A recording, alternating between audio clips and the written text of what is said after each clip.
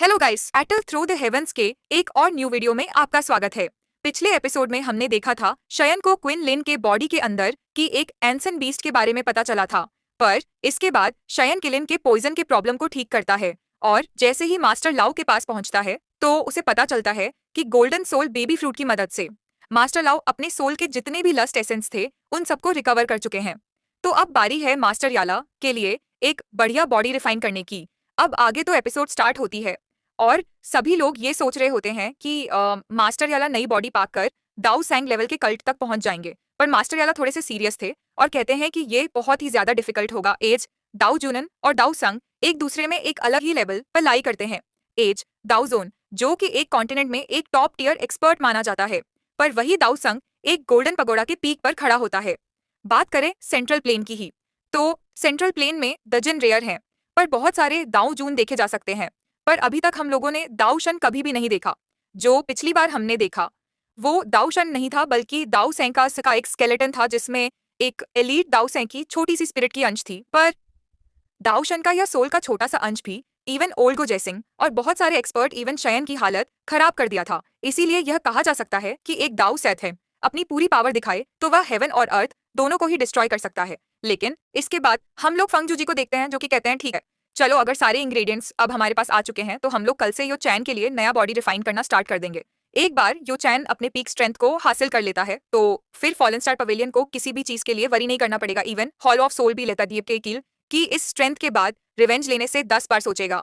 फिर एक धीमी आवाज में कहते हैं हम लोगों ने हॉल ऑफ सोल के एक ब्रांच होल को डिस्ट्रॉय कर दिया है और जैसा कि होल ऑफ सोल अपने कामों को हैंडल करती है उसे यह अंदाजा लगाया जा सकता है कि इस लॉस के बाद वो लोग इस मैटर को ऐसे ही जाने नहीं देंगे। वो लोग हमारे ऊपर अटैक करने की तैयारी कर रहे होंगे। शयन और याला दोनों ही हाँ में अपना सिर हिलाते हैं। अब इस जगह पर यला की बॉडी रिफाइन करने का टाइम डिसाइड हो गया है तो शयन भी फिर अपने रूम में वापस लौट जाता है। शयन अपने बेड पर बैठा हुआ है, सोच रहा है, जिसके बाद वह अपने स्टोरेज रिंग से 3 जेड वाइट रेव्स निकालता है।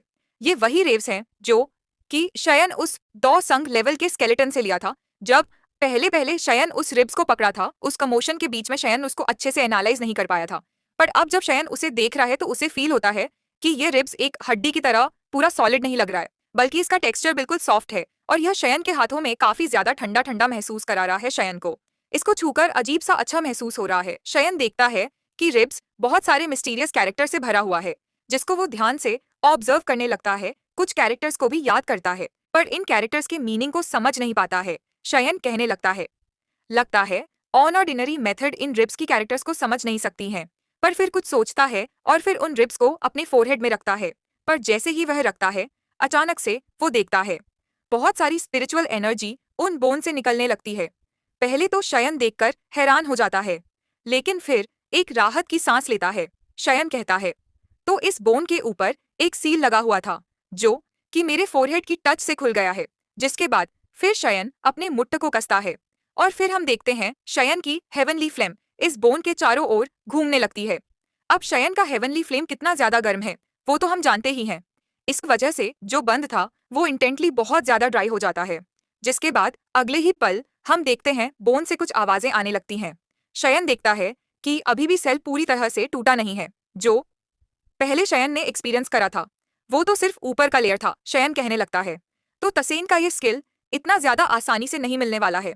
शयन जिसको फिर रात भर ग्रिल करने लगता है, रात भर उसे गर्म करता है और फिर पूरे 10 घंटे के इस बोलिंग के बाद हम देखते हैं तीनों रिब्स की कलर धीरे धीरे करके चेंज करने लगती है।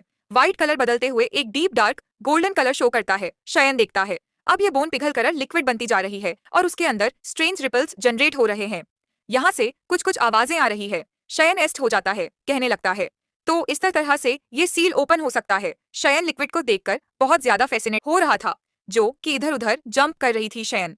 जिसके बाद उस लिक्विड के ऊपर अपना उंगली रखता है और हम देखते हैं पहले तो लिक्विड शयन के फिंगर में रैप होती है लेकिन अचानक से उसके पूरे हाथ को काबू करने लगती है। शयन को एक जोरदार दर्द होता है। शयन के हाथ का कलर चेंज हो जाता है, वो पूरी तरह से गोल्डन हो जाता है। उसे जोरदार क्रैम्प आने लगते हैं। शयन यह देखकर शॉक्ड हो ही रहा था तभी उसकी आंख चमक उठती है और उसकी मुंह से आवाज निकलती है। यह तो the great heaven creation palm है। वैसे ही एक बूम की आवाज आती है और अचानक से शयन सोल रेलम में टेलीप हो जाता है। उसकी आंखें ब्लरी थीं। लिक्विड उसके शरीर को जकड़ रही थी। पर जब वह अपने आप को संभालता है, देखता है कि वह एक अजीब ही रेलम में आ चुका है। यह उसका स्पिरिचुअल रेलम नहीं, बल्कि उस ऊ संग जा हुआ की स्पिरिचुअल रेलम है। शयन देखता है कि इस जगह पर लाइफ फोर्स का एक स्लाइटेस्ट अंश भी नहीं है। यह जगह पूरी तरह से खाली थी। इधर उधर देख रहा था, पर फिर उसकी नजर एक जगह पर जाकर रुकती है। एक एल्डरली फिगर उस जगह पर खड़े हुए थे। वो एल्डरली फिगर शयन को देख रहे थे। शयन शॉक्ड की ये यहाँ पर खड़े हुए थे। तभी शयन को उस पर्सन का रासिका का एक स्लाइटेस्ट अंश भी फील नहीं हुआ। शयन को उस पर्सन को देखकर एक डर की फीलिंग आती है। शयन समझ जाता है कि यह पर्सन इस रेलम का ओनर है। जिसके बाद फिर शयन कहता है, तो ये उस एलीट दाउ संघ का एक मेमोरी फ्रेगमेंट है। जिसके बाद उस जगह पर रिपल जनरेट होता है और एक शांत आवाज शयन को सुनाई देती है। ग्रेट हेवन क्रिएशन पाम यन क्लास लो लेवल डाउ टेक्निक है। इस टेक्निक को इस सेंट ने क्रिएट करा था, जिसमें इस सेंट ने अपनी पूरी स्ट्रेंथ को मर्ज करके थाओ दाउ टेक्निक्स को मिलाकर यह 10 क्लास दाउ टेक्निक बनाया था। यह पाम टेक्निक क्रिएशन के ऊपर अपना पूरा अटेंशन देता है और इस पाम टेक्निक के इस्तेमाल करके आसमान के साथ साथ किसी भी चीज को कंप्लीट डिस्ट्रॉय करने की एबिलिटी रखता है। शयन ये सुनकर बहुत ही ज्यादा फैसिनेट हो रहा था, पर फिर से वह आवाज सुनाई देती है, ना क्लास डाउ टेक्निक एक ऑर्डिनरी पर्सन और एक सेंट को सरपास कर देता है। जो भी पर्सन इस टेक्निक को पाता है, उस सेंट के बोन के वजह से वो पर्सन भी एक सेंट के कैरेक्टरिस्टिक को पा लेता है। क्योंकि तुमने उस सेंट के बोनस को हासिल करा है, तो जरूर ही तुमने सेंट के गोल्डन स्पिरिट सलाइवा को रिफाइन कर लिया होगा। ये जो ग्रेट हेवन क्रिएशन पाम है, उसे सक्सेसफुली यूज करने के लिए तुम्हें अपने हाथों में उस सलाइवा को रिफाइन करना होगा। अगर तुम उसे बिना रिफाइन किए यूज करते हो, तो यह तुम्हारे हाथों को डिस्ट्रॉय भी कर सकता है। सया यह बात को सुनकर और ज्यादा शॉक्ड हो जाता है। तो थोड़ी देर पहले जो लिक्विड शयन के हाथों में चिपक गई थी और शयन को बहुत ही ज्यादा पेन दे रही थी, शयन को अब समझ में आया कि वो शयन के हाथ को रिफाइन कर रही थी। शयन खैर मनाता है कि वो उस लिक्विड को अपने हाथों से दूर नहीं किया, वरना कभी भी वो स्टियान क्लास द स्किल को यूज ही नहीं कर पाता। इसके बाद शयन को अपने हाथों में स्ट्रेंज नसों का रूट दिखाई देता है। शयन उस नसों में अपनी दौकी को फील करता है। यह एक रास्ता बन गई थी जो कि शयन की दौकी को उसके पाम तक सीधा पहुंचा सकती थी। आवाज गूंजती है। आवाज न को बताती है, जो नस अभी तुम्हारे हाथों में ग्लो हो रहे हैं, वो इस टीएन class the skill great heaven creation palm को यूज करने का राउट है। तुम्हें इस क्रिएशन को यूज करने के लिए डॉकी को इस राउट से अपने हाथों में कंसेंट्रेट करना होगा। शयन यह सुनकर बहुत ही ज्यादा खुश हो जाता है।